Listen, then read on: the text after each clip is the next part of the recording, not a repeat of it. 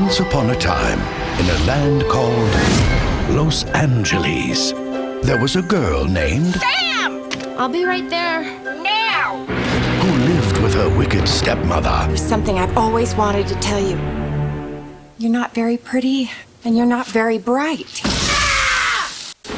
And her two evil stepsisters. Ew! Gross! While she worked round the clock, What can I get that has no carbs, no sugar, and is fat-free? Water. they worked on their dance moves. You've got mail. Yes. Secret admirer beckons. One day, she got an invitation I need to know who you are. Please meet me at the homecoming dance. I'll be waiting for you at 11 p.m. to meet her Prince Charming. What if I meet him and I'm not what he expects? See, now that's impressive. But she had too much work to do. I need you to mop the floors tonight. I'll be back by 12 sharp. Fortunately, her fairy godmother appeared. Let me deal with Mrs. Potato Head. Go ahead, girlfriend. Call me girlfriend one more time. Okay, sorry. And turned her into a princess. Love her dress. Hate her. From the Brothers Warner Do you believe in love at first sight? I'll let you know. comes a fairy tale Let the rain. that's not by the book. Okay, it's time to meet Cinderella. I'm Cinderella. I'm Cinderella.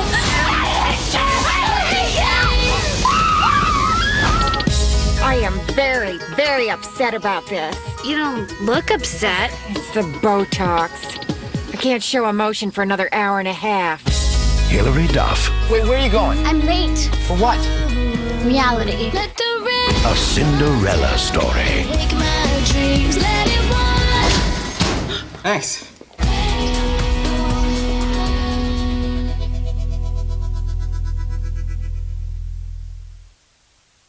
On the movie. Thank you. Now, Sam is truly a very modern Cinderella. Yes. How would you describe her, and tell us a little bit about what happens to her in the story? Well, Sam is a very normal girl, except for she has lots of traumatic stuff that's happened to her in her life. You know, when she was younger, her dad died, and when she was younger, her dad died, and she gets stuck with this terrible family, and you know, she's always kind of just gone through her life unnoticed, and nobody really pays attention to her, and you know, she's not the prettiest girl in school, and she's not the most trendy, and she's not cool, you know, and she gets made fun of and stuff, but she sets goals for herself, and you know, she's a fighter, and she believes in herself even though everybody kind of tears her down all the time, and she ends up you know, going after her dream and going to Princeton and doing stuff for herself, which I think is an important message to send out there. And it's kind of unlike any other Cinderella story that's happened before, you know, where she actually believes in herself and doesn't just wait for everything to fall into place around her. Did you, you know, you were probably familiar with the story, as any little girl is. Did you have some problems, though, you know, relating to the character and her hard luck story, really? I think that definitely, you know, everybody loves Cinderella and everybody wants that kind of fairy tale in their life and stuff. But you know, our lives aren't very much the same. And so I did have a little bit of trouble, you know, just trying to relate with where she was coming from and stuff. But I think that, you know, I got more comfortable with it and it was definitely fun. You mentioned, you know, the elements that kind of bring the story up to date. How much of that did you sort of bring to the movie yourself, if you like? You know, was there anything of you in the character? Well, I definitely think that just all the characters were more trendy, more hip, more up to date, and all the characters had different twists to them. Like my character, you know, was more of like a really good person, you know, even though Cinderella was, she had dreams and beliefs and goals that she set for herself, and that's what I liked about her. And she was very, you know, she stood up for herself, but she wasn't like aggressive, and I liked that. And then, you know, Regina's character, she played the fairy godmother, and she was great. She had a little bit of attitude in the movie, and I loved that. And you know, same with everybody. Well, you know, a lot of the story sort of centers around the girls' sort of high school experience, and that's a world that, you know, we've seen you in before, obviously, in the TV show. Now, what's your own experience of schooling, you know, and how did you relate to that aspect of the film? Well, I never went to, I mean, I went to school up until the middle of 4th grade, and other than that, I didn't, you know, I didn't go to high school, I didn't go to middle school. I was doing homeschool and working with a tutor and stuff. So I never really had to go through those kind of dramatic experiences at school and stuff. You know, there's so much drama that goes on and people picking on each other and being mean to people and stuff. But I think that definitely I feel it in other ways and stuff. And kids can be really mean to each other. But thank God I didn't have to deal with it, you know. Do you want to go to college yourself? Definitely. I'm very interested in college and stuff, and maybe I won't go. I'm only 16 now, and maybe I'll go when I'm like 19 or something, and I have more stuff figured out, and I don't know what I want to study or anything, but it's funny that when you graduate and you don't have school to do anymore, and you don't have anybody telling you to do it, you want to do it. You know, like, I get very interested to learn more now and read and stuff like that. Right. Well, I'm amazed how you find time to read, actually, you know, because you've had on planes. Right. You've had a phenomenal year, obviously, and you know, you've got this amazing music career as well. That's just so much has happened in this past year. Can you talk a little bit about your feelings about your achievements, if you like? Yeah, I definitely feel very lucky. You know, I also have worked very hard. You know, we've been out in California since I was about 10 years old, and I'm 16 now, almost 17. So it's been, you know, a little bit of a struggle, but we all, my sister, my mom, and my dad and I worked together, and my mom knew how bad my sister and I wanted to do this, and we kind of just kept working at it, keep working at it, and now I have, you know, so many things under my belt that I've wanted to do for a long time, and it feels very surreal, you know, kind of like a fairy tale. Yeah. Do you enjoy touring and so on? I love it. You know, being on stage is this incredible feeling. Nothing could top it. It's there's so much energy involved, and it's like instant gratification. And you're singing, you know, how you feel inside, and if people are relating to that, which they are because they're coming to their show, it's really cool. So, you know, looking at it overall then, I mean, do you have a preference at this point about whether you want to spend more time acting or, you know, doing the music? I don't think I necessarily have a preference. Like, everybody asks me that question, they always want me to choose, but I don't want to choose, you know, like, I love all of it, and they're both so completely different. Like, when I'm working on a movie, I get to like create a character that has nothing to do with myself, which makes it challenging and fun and interesting, and then you have the finished product at the end. And the process is slower. It's like hurry up and wait type of deal. But then, you know, you see the movie and you're like, oh my God, look at what we did, you know, and it's you feel very accomplished. But then being on tour, just the energy is incredible, and the whole feeling of it's great. Well, it must be a director's dream to have his star be able to also sort of sing, you know, a song for the movie. How was the song chosen, actually? Well, they knew my sister and I wanted to do a song together, and doing Our Lips Are Sealed, which is such a cool song. It's a remake of the Go-Go song, and it was just like, it has a lot to say. It has a great message to it, even though it's fun and it's cool to sing to and stuff.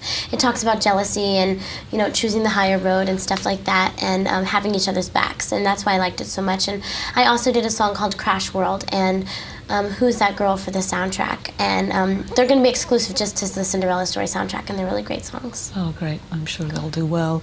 Well, you know, you mentioned you're going on 17, and we've sort of watched you grow up really on screen, and you know, an element of this story is obviously the romance. Is there a sort of embarrassment, an embarrassing element, if you like, of sort of doing, you know, kissing scenes and so on? How did that work out for you?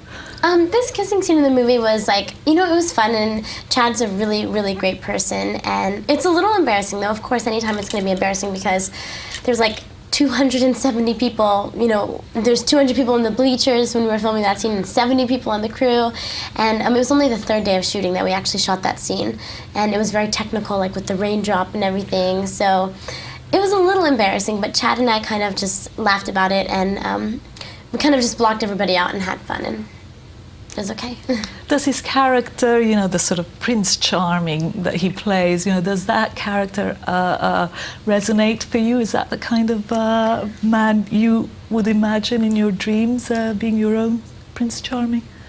I don't know. It depends. I don't think I don't think I necessarily know what kind of person I like. You know, it depends on personality and, you know, physical attraction and, you know, what levels you connect on. And I like somebody who's really creative and really funny and really motivated and stuff and really respectful. And I don't know if I've necessarily met him yet, but I don't think I necessarily have a type of person that, like, it has to be like a jock or something like that. It's not like that.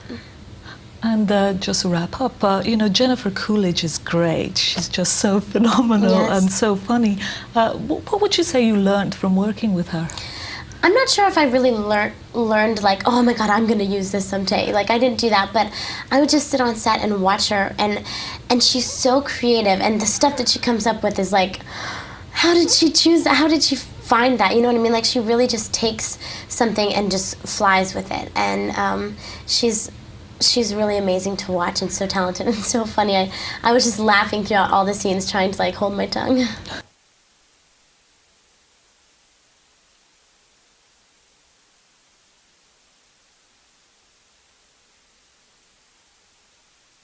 Our Lips Are Sealed is a song that's a remake of the Go-Go's, and my sister and I decided to do it because in our lives and in other people's lives too, you know, there's constantly people coming at you and sometimes talking bad about you, and it doesn't just happen with people that are, you know, entertainers. It happens with kids in high school, kids in middle school, kids in elementary school. People are petty sometimes and don't really like have each other's backs when they should, and I think that ties into the movie really well with this song because that's what it's all about.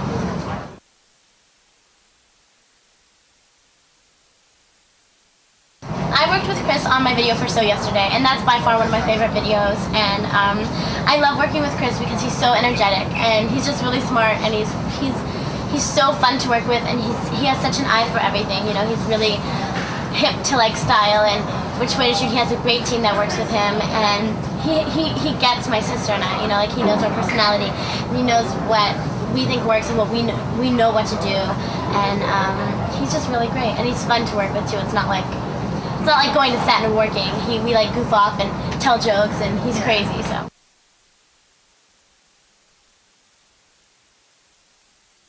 It's really exciting. I get to have a lot of songs on it. I have a song called Crash World on it. I have a song called The Girl Can Rock, this song, and one other one called Now You Know. And all of the songs really just relate to the movie, and they have a lot to say, and then it's kind of like message music, and it's really cool, and I'm glad that I got to do so many songs for the album.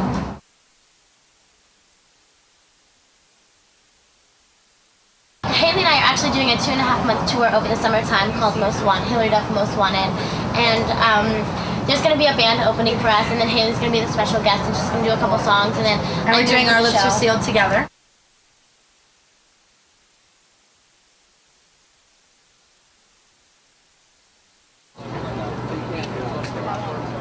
I was going to say it out.